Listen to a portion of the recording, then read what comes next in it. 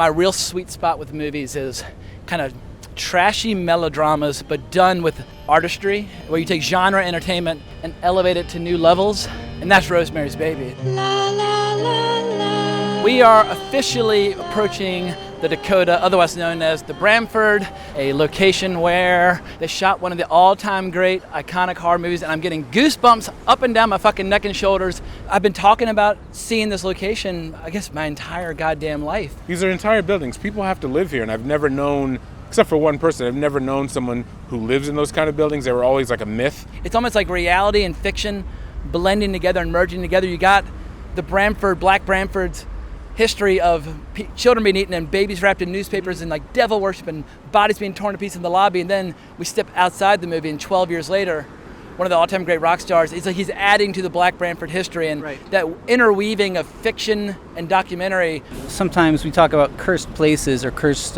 films. This definitely has that aura. Are you aware that the Bramford had rather an unpleasant reputation around the turn of the century? To our guests, welcome to our home. Cheers. What's in it? Snips and snails and puppies' dogs' tails. That's fine, but what if we want a girl? Do you? It'd be nice if the first one were a boy. There are a couple of movies that, when they come along, the genre's never the same, and Rosemary's Baby is one of those movies. I wasn't always a horror fan, but Rosemary's Baby was one of those sort of things that even if you didn't like horror, you had to see. There are no witches, not really. Polanski is a non-believer, doesn't practice any religion of any kind. And so what he wanted to do was approach the story in a way where it would work for believers and non-believers. But as you're watching the movie, everything that's supernatural can be explained with a rational explanation. Polanski was a true outsider from another country. So the idea of New York City was probably so foreign to him and so just like, whoa, New York City. And like you said, he hit the ground running and made this like amazing New York City film. Ruth Gordon was the first person I saw, and it blew me away. I'm like, this is such a kind, sweet little old lady. She's a little annoying, she's a little up in your business, but there's no way she's a Satanist. Rosemary drops the knife, and Ruth Gordon comes over, pulls the knife out of the floor, and kind of wipes it with her finger really quick. Like she's still in that character mode. It's one of the all-time great character actor performances. He chose you out of all the world, out of all the women in the whole world. He chose you. He arranged things because he wanted you to be the mother of his only living son. It was such a mind-blowing idea. Like, you don't have to make your villains a caricature of a villain. God damn, it's hard to beat the horror in Rosemary's eye when she sees the eyes of her child in a crib with like black curtains hanging down, and that music kicks in, and it makes you fucking believe. What have you done to it? What have you done to its eyes? Is Rosemary crazy?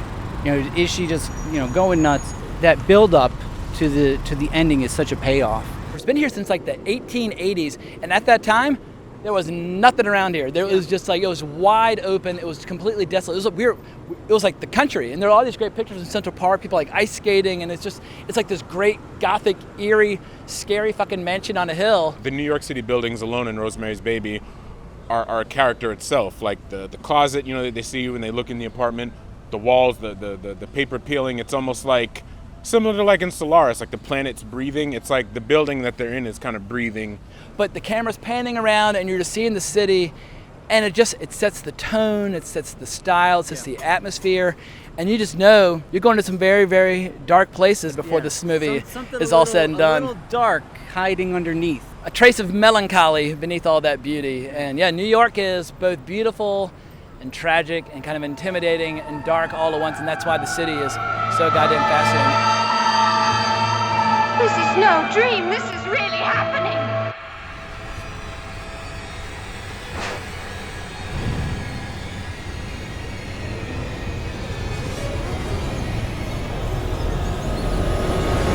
Here we are at the Bethesda Fountain. Why is this place significant? The first movie that came to mind that incorporates this was Miss 45.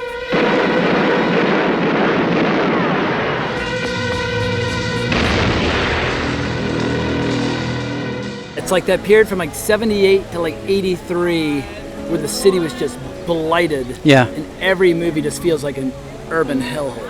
And it's a highly romanticized era. That 70s, 80s period was when that kind of like the griminess kind of came to light, and that's what New York was like most known for. You have Taxi Driver, you have The Warriors, you have all the stuff Abel Ferrara was doing, the birth of hip hop. You've got everything happening at CBGB's. You got Studio 54. So it is the time that's looked back very fondly. Miss 45 is just super grim and unapologetic. The main character is assaulted twice in one day. On one hand, it sounds insane for that to happen to someone in a 24-hour period, but it's actually not that far off.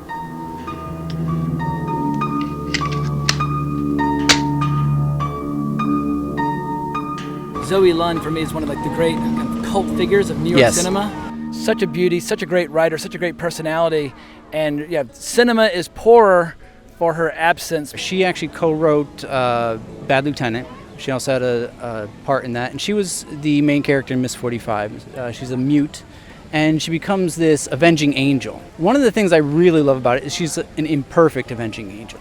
But as the movie goes along, her kills it's almost like they become more erratic.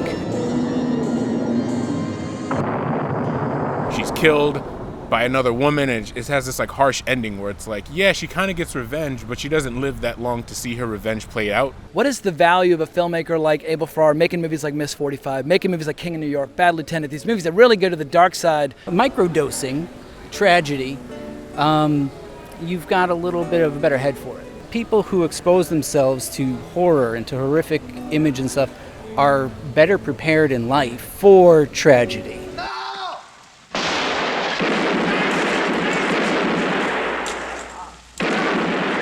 There's also this side of people that are very curious. If you're from outside the tri-state area and you see a movie like Miss 45, you might be grossed out by it, you might be appalled by it, but I think more people than not are kind of like, whoa, what is this world? I love tapping into that dark side to, really feel real emotions. I need the contrast of light and dark. Yeah. And without a movie like Miss 45, I can't appreciate Paw Patrol or whatever the case might be. I still am glad that Abel Ferrara is as active as ever and doing some of his best work, but he's still very challenging and still doing things that kind of make you go, whoa, what is that all about?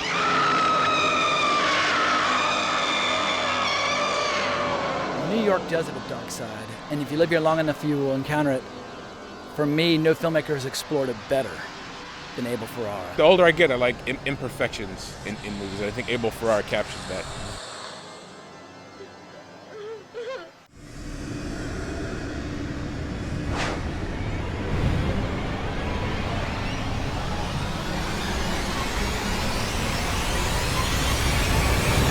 What makes the Roosevelt tram significant in the history of New York filmmaking? Well, there's a period of time in New York films that I absolutely love, and that is from 78 to 83. 1981, Sly Stallone and Billy D. Williams come together and they make Nighthawks.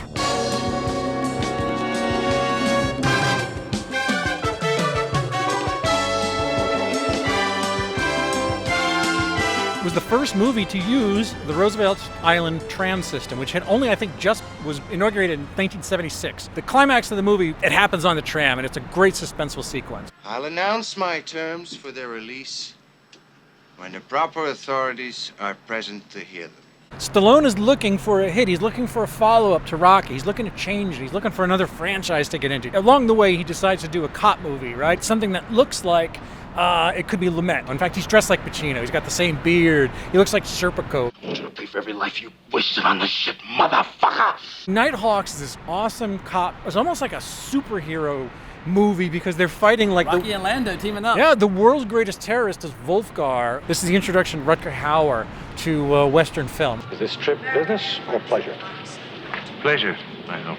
And he makes a great team with Persis Kambata. She was an Indian actress coming over the West. She had done Star Trek, the motion picture by that point. She also was playing a bad guy for the first time. I think Stallone looks great. Him and Billy D are a great team. It's a brutal, brutal, raw movie. And for me, Nighthawks, if there's anything about it that's compelling, you feel the pulse of New York at that time. Everything wasn't exactly the Norman Rockwell painting that we all thought it was. New York City during that era definitely showed that. So why don't you kill me? In due time. Bruce Malmuth was the credited director, but it was a guy named, I think Gary Nelson was the first director that Stallone fired. But then Stallone winds up closing the movie himself. He applies himself in a different way. He's more verbally guttural. He's more profane. He's angrier than he is in other... Badass. You motherfucker, I'll kill you, motherfucker! You're fucking dead! You kill that motherfucker! You're fucking dead! Keith Emerson jumped over to doing movies for a couple of years. I don't know what the deal was. He kind of put Emerson, Lake and Palmer on hold. Dirty analog synths are also kind of like a real staple of, like, you know, if you watch like an old school movie. And this has like a banging sort of disco-oriented theme.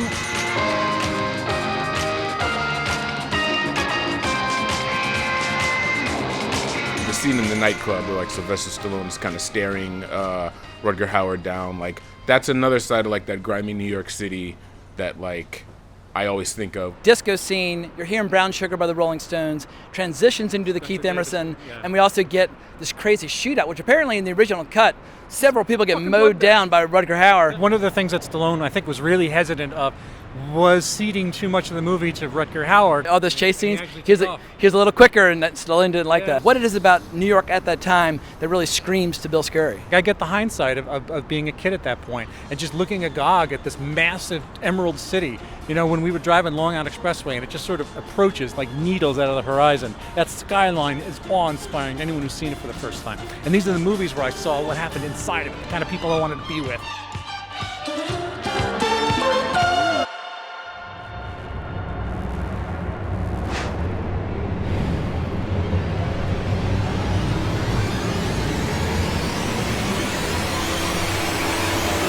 Who the hell is Lucio Fulci, and how does he bring New York into his world? He didn't come into New York's world, he brings New York into his world.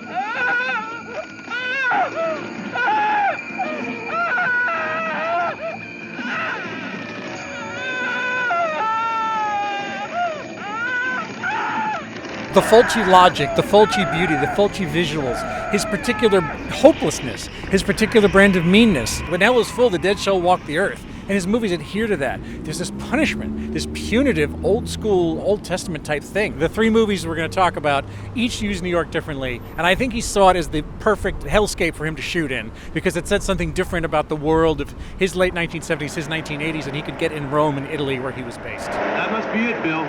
Okay, we'll take a look at her. It is not a contagion, it's not a bite, it's not a virus. It was like brought on by, I don't know, voodoo, by drumming, and it's like we have really abandoned the concept of going to a pathogen. Supernatural versus sci-fi. Well, what happened? I don't know. They're in village. It's great trouble and commotion.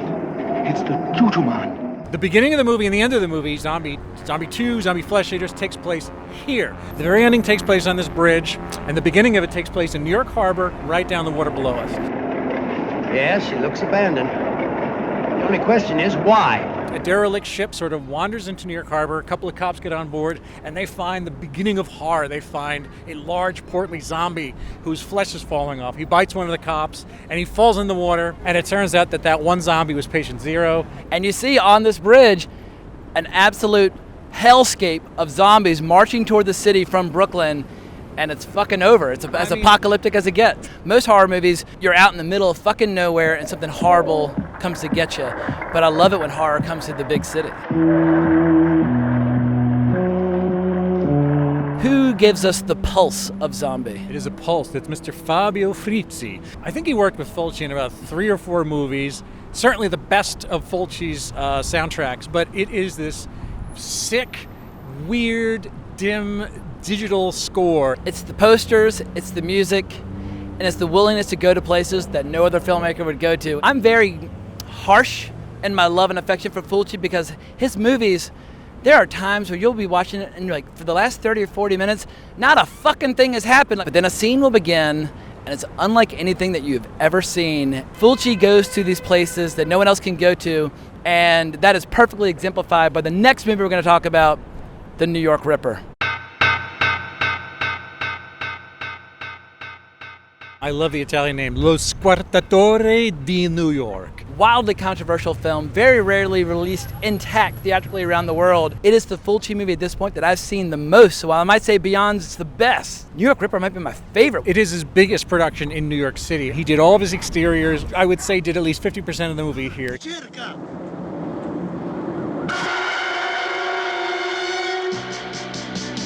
That's where the movie starts, at the base of the Manhattan Bridge, where a dog discovers a dismembered hand, which I don't know if that's explained, but it really has little to do with where the movie goes beyond that. You know that there's a killer on the loose. There's a killer on the loose. It talks like Donald Duck.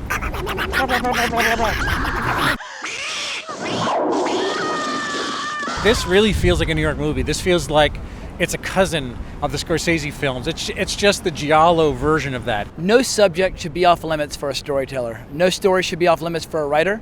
And if horror can't explore the fringe, what can? My friend said Fulci works by destroying the human body. He says that he replays the Inferno over and over again. There is something about the red light district that feels dangerous, that feels taboo, that feels forbidden, whether it's for a live sex show or you're buying drugs or you're gambling or whatever the case may be. This is the dark side of humanity, but it also offers these visceral thrills that you can't find anywhere else. You got two kinds of horror stories. One is the enemy is out there, it's out in the woods, it's a monster and it's coming to get us.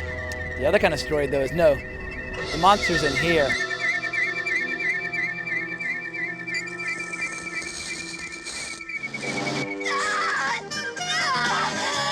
It is very cathartic. I like watching the horror. I recognize it is not something I want visited on other people, nor do I want to be the one visiting it.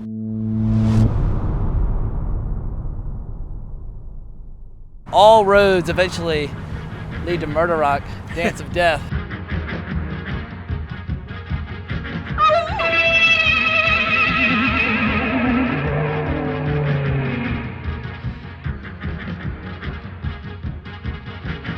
We both find it unique and essential viewing for a variety of reasons. It's a little bit of what I call Jennifer Beal-sploitation, maybe even fame-sploitation, like the Irene Cara movie. It was made in 1984. This was a movie that was mostly shot in Italy, and there's a couple of desultory exterior shots down at the Henry Street settlement. So it's essentially the story of a killer amongst a troupe of dancers.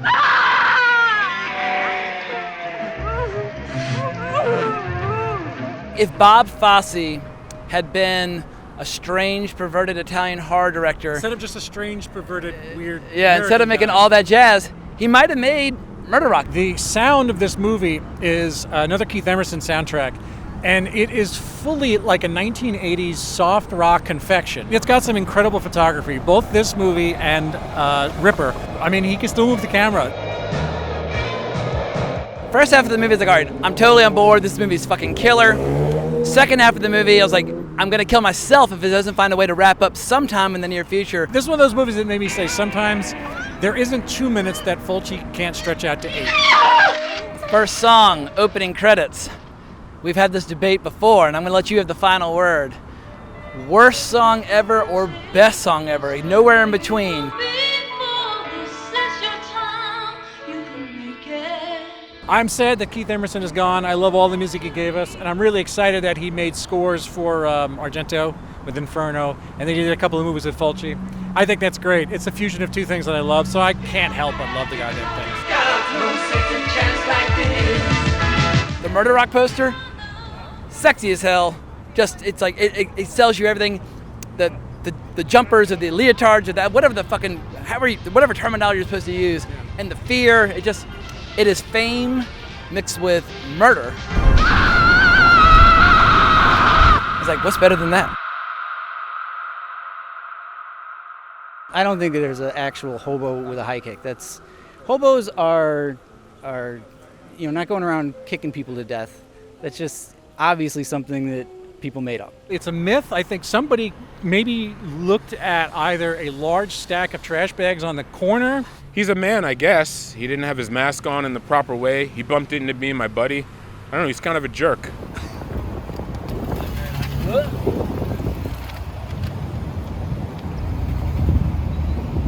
He's real.